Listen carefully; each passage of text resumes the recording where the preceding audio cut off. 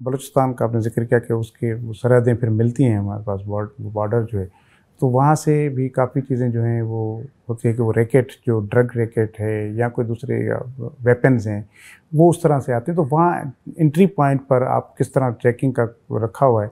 क्योंकि अगर वहाँ चेकिंग सख्त होगी और वहाँ स्नैपिंग, ज़बरदस्त स्नैप चेकिंग होगी, तो मेरे ख्याल में फिर ये ड्रग भी नहीं आ सकती अंदर, वेपन भी नहीं आ सकते इस तरफ।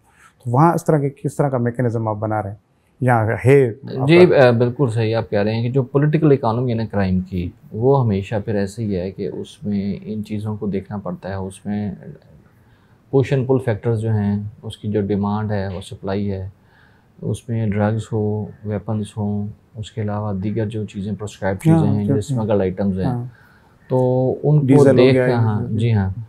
तो वो ऐसी चीज़ें हैं, अगर उनको हम क्लैम्प डाउन कर लें, तो मेरा ख़्याल है कि क्राइम जो है वो ख़त्म हो सकता है। ये तो है टेक्स्ट बुक अप्रोच है।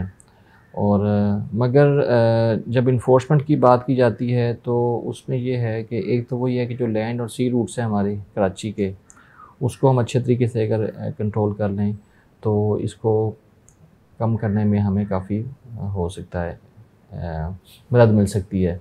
मगर होता ये है कि जैसे कि यूनिवर्सली भी देखा जाए कि अगर यूएस कनाडा के बॉर्डर की बात की जाए या यूएस मैक्सिको के बॉर्डर की बात की जाए, तो उसमें इन्फोर्समेंट जो है वो बड़ा एक मुश्किल काम है, क्योंकि यहाँ पर कोई वो फेंसिंग का कच्चे रास्तों कॉन्सेप्ट से भी नहीं लोग आ है, जाते हैं। आप फेंसिंग का आपने कॉन्सेप्ट चौकी नहीं। रोड पे बनाई हुई है, वो कच्चे रास्तों से आ जाते जी बिल्कुल।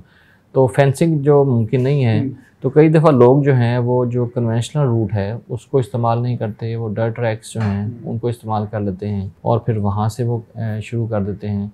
इसी तरह से अगर हम सख्ती कर देते हैं बसों के ऊपर, ट्रकों के ऊपर फॉर एग्ज़ाम्पल, तो कई दफ़ा लोग ये है कि वो रिक्शाज़ को इस्तेमाल करते हैं। नई-नई चीज़ें जो हैं, चूँकि ये मैं जैसे बता रहा हूँ कि पॉलिटिकल इकोनॉमी ये है कि डिमांड एंड सप्लाई के ऊपर है सारा काम।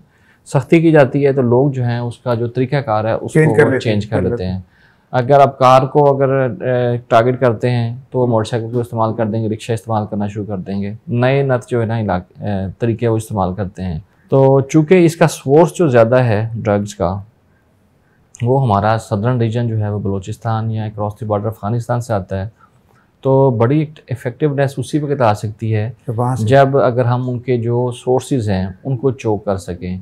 तो उसके लिए हम कोशिश कर रहे हैं, हमारी कोऑपरेशन जो है वो जारी रहती है फेडरल लेवल के ऊपर भी, और हम कोशिश करते हैं कि उनकी निशानदेही करें। जब भी कोई ऐसी कंसाइनमेंट पकड़ी जाए तो उसका जो सोर्स है हम कोशिश करते हैं कि उसको भी उस पर्चे के अंदर जो है वो नॉमिनेट करें, ताकि उसको भी इस चीज़ का कोई ना कोई जो कोई है अच्छा वो मिले। ये या सर फिर ये है कि जो इसकी आस्पेक्ट्स है, जो मनी ट्रेल्स हैं इसकी, जो जिसको हम कहते हैं कि वो टेरर फाइनेंसिंग जो है उसका आस्पेक्ट है, क्योंकि जितने भी प्रोसीड्स ऑफ क्राइम हैं उसको अगर हम चोक कर देंगे तो मैं समझता हूँ कि क्राइम जो है वो कब